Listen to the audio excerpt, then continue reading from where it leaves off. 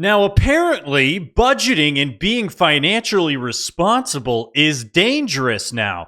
Just ask Carney and Singh, anyways, because Pierre made his announcement for his costed platform, his overall budgeting for what he has planned, and Carney and Singh decided to attack it and talk about how it's not good for Canada and Canadians. Of course, they are making up stuff, especially Jagmeet, who's just lying to drum up fear. We are going to get into that. But Carney's response was infuriating, and we have a video paired with that. Just goes to show how broken their mindset is. So let's get into it. The choice is this: a fourth Liberal term with Mark Carney, whose reckless Liberal plan will add even more debt than Trudeau, or a new Conservative government with a responsible plan to save $125 billion and put us back on the path to growth and security. This is my plan for change. First, we will cut the Liberal deficit by 70% by cutting back on bureaucracy, consultants, foreign aid to dictators, terrorists, and global bureaucracies, slashing money for special interests, and unleashing $500 billion of extra economic growth by unlocking the power of our resources and home building. I love how a conservative leader saying, hey, we're not going to be sending our money over to foreign governments. We're not going to be setting it on fire with consultants. We are not going to be burning money on unnecessary expenditures is somehow considered radical and bad because all of the leaders have said he's going to cut foreign aid. Guys, we have Canadians who are working full-time jobs, going to the food banks. I think it's okay if we cut a little bit of foreign aid right now. I've told you that there would be a dollar for dollar law. Every dollar of new spending would need to be matched with a dollar of savings. We've gone even further. Every dollar of new spending in our platform, especially for things like defense, will be met with $1.50 in savings in other areas. We will cut consulting fees that the government pays by $10 billion annually and almost $20 billion over the term. So, and here's just the fundamental difference and why you can see that Pierre is clearly trying to be a fiscally responsible leader, because both the NDP and the Liberal platforms, when it comes to their money and their ideas, it's always, we can cap our spending at this. We'll try and only spend this much. Where it's just fundamentally different, where the Conservatives go, we're going to try and cut as much as we can to make sure that we can still grow. They go, we're going to spend the least. Do you guys see what I'm saying? If Pierre's plan fails, he doesn't cut as much as he said he would cut. If the Liberal plan fails, they overspend by a lot because we know that they don't struggle spending money. Gradually and through attrition, without mass layoffs, we will wind down the cost of the bureaucracy by hiring back only 2 people for every 3 who voluntarily retire. We'll cut back on foreign aid by roughly 1/3, so that we no longer give money to terrorists, dictators, and global bureaucracy. The money will go to frontline people in need. We will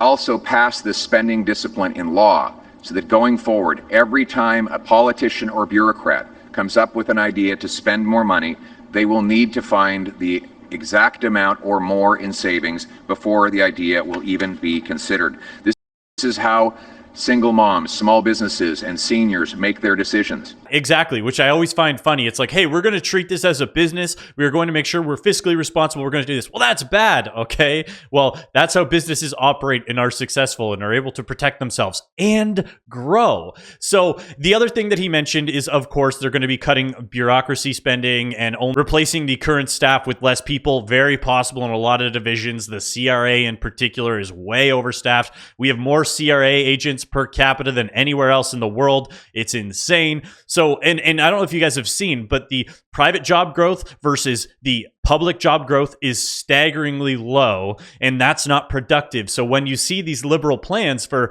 more spending, that's going to be more public job growth, which is, again, bad for the economy. And moving forward, there's going to need to be some level of deficit because Canada is so far behind right now and we do need a boost, but the Liberals want to go overkill. And just to show like the true financial understanding, I've never seen Mark Carney, the economist, the banker. I've never seen him talk about this ever, and I thought this announcement was really good from Pierre, and it's a reminder for people how, important it is for us to not be spending. This is direct access and impacting Canadians. This is what's going to impact you. Who acts the worst tax of all? The inflation tax.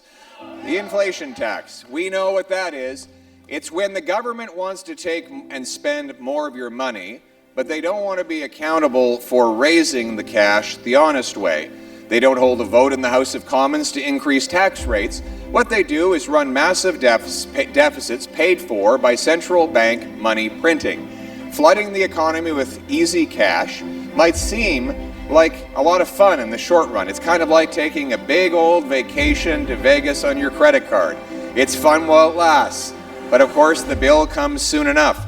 But when they print all that money, here's what happens. They don't increase the stuff that money buys. Let's say you have 10 apples and you have $10. It's going to be $1 an apple in that economy. You double the number of dollars to 20, but you still only get 10 apples. You're not twice as rich. It's just that each apple now costs twice as much. Okay, and why that's an important analogy, and I actually don't even think his analogy is as bad as it truly is. Because in his analogy Canada has been producing 10 apples, but we now have more money. So the apples have more money to be thrown at them, making the apples more expensive. But in Canada, because of the last 10 years with the Trudeau government and the Liberals, just their cabinet's the same, guys. So just know Trudeau and Carney, same guy. We've actually gone from producing 10 apples to producing 9 while increasing the money supply to 20. So not only has the money supply gone up, which means goods are more expensive for you. Yes, you watching this, stuff is more expensive for you because the money supply has increased. It also, we are producing less. So then they become more scarce, which means more money, less items. It's going to exacerbate the problem, make things more expensive. And I wanted to talk about that in this analogy because it shows Pierre understands government spending is bad for Canadians. It's specific, not all government spending. Let me be specific. The deficit spending that is putting us into more government debt and wasting money, putting more money into the economy, which is why I keep saying, guys, my Wealthsimple link is below. Sign up for Wealthsimple, Canadian company taking on the big banks. You get $25 if you sign up and fund your Wealthsimple account. I get paid $25, supports the channel, not sponsored. I just personally believe moving forward that the Liberal government, if they win, is going to spend so much money, we are going to need to protect ourselves and be responsible for our own financial futures, which includes Wealthsimple. So that's not an ad. I think it's an important lifestyle choice that you guys should be doing. Speaking of smart financial decisions, we have Singh weighing in. Don't be like him, guys. Invest. Sign up for Wealthsimple. He doesn't understand money. Here he is complaining about the good things or lying about Pierre's plan.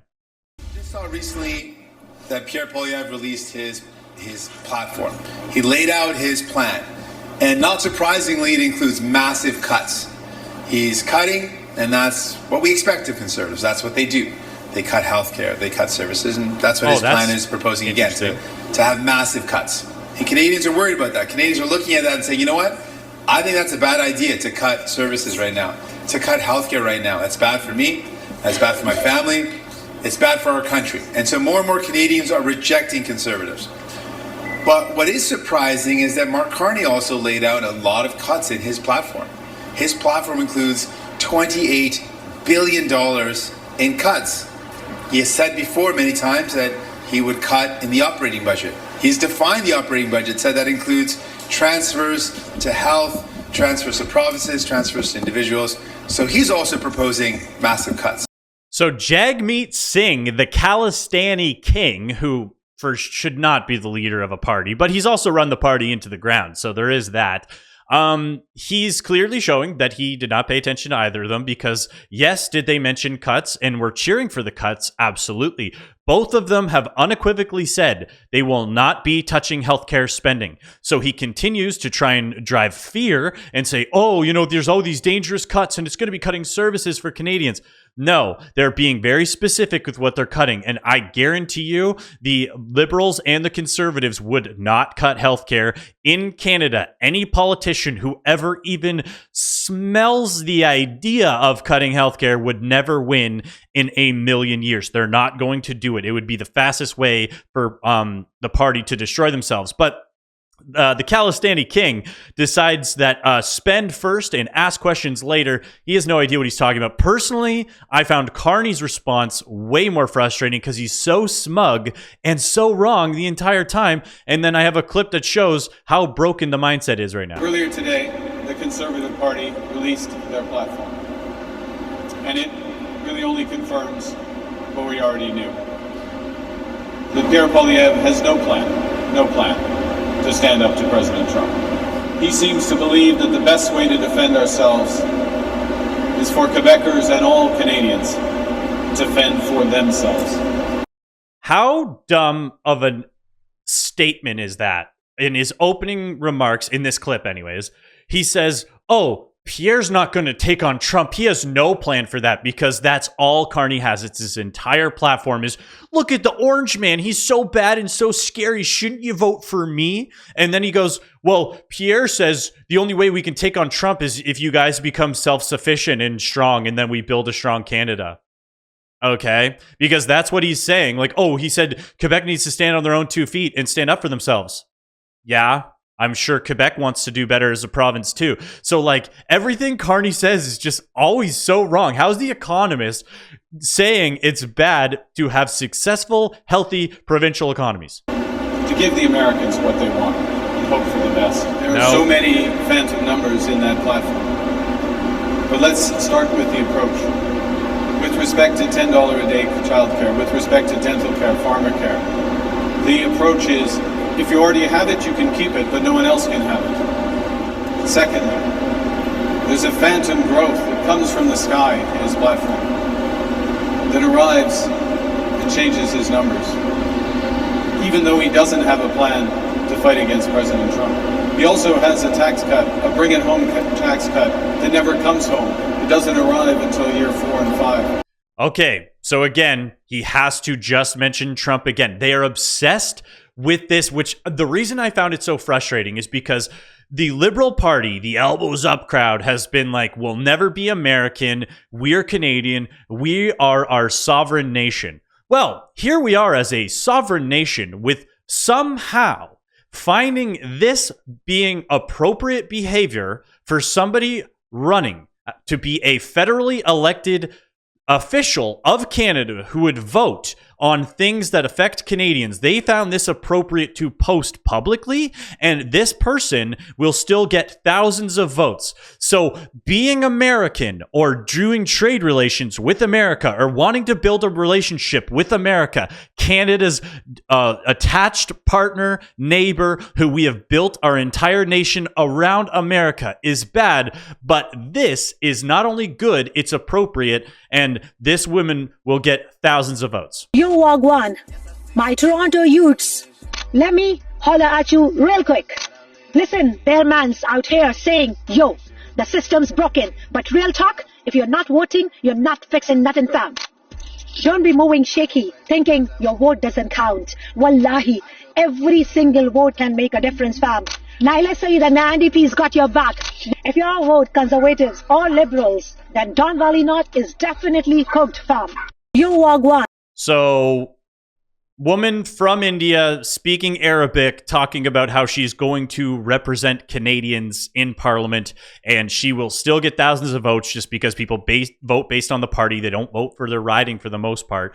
So here we are, back to Carney. Keep in mind, this is the guy saying we need to take on Trump because that's bad for Canada's existence. We got to fight for Canadians, I guess, which is that lady, and we got to take on Trump because he's going to destroy Canada. Right when we see the need of Canadians, our tax cut compared to his plan, I'll give you one number, is 4 times larger this year. Is 4 times larger. These numbers are a joke. The Conservative plan These numbers are a joke, but we're just going to totally revamp our platform. We're going to overspend by an additional $225 billion. We're going to switch our expenses from operating to capital expenses because we're investing. And then we're going to use those projections to say that that's going to allow for growth, and that's going to affect us to be able to balance the budget. He's using the same phantom from the sky projections and numbers. And guess what? When people build business plans, there's projections in there. You jive ass turkey. Makes it up. He literally makes it up. Like you did? It says that growth will come from somewhere, even though there's no plan to address the biggest risk to our economy, the U.S. Even though the biggest risk to our economy is our largest trade partner, who takes 75 to 80% of our goods and is basically our major economy booster, is the biggest risk to our economy. Yeah, the biggest risk to me losing weight is the treadmill and eating healthy. Tax cut doesn't arrive for 4 years, even though their costing numbers are far too low, even though their reductions in spending don't appear.